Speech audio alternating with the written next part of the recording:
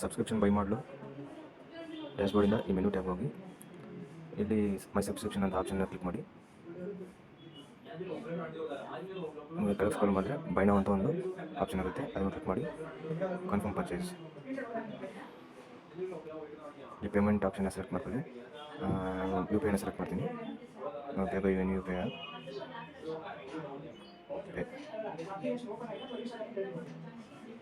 Payment ಆಪ್ಷನ್ನ select ಮಾಡ್ಕೊಳ್ಳಿ.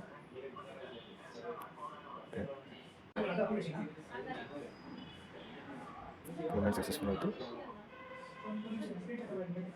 Payment completed successfully.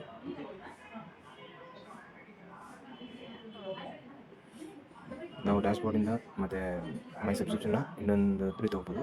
ಈ ಬಟನ್ ಕ್ಲಿಕ್ ಮಾಡಿ ಇಲ್ಲಿ ಮೈ ಸಬ್ಸ್ಕ್ರಿಪ್ಷನ್ ಅಂತ ಆಪ್ಷನ್ ಇರುತ್ತೆ ಪ್ರೊಫೈಲಲ್ಲಿ, ಅದನ್ನು ಕ್ಲಿಕ್ ಮಾಡಿ ಇಲ್ಲಿಂದ ನಾವು ಪೇಮೆಂಟ್ ಮಾಡ್ಬೋದು. ಬೈ ನಾವು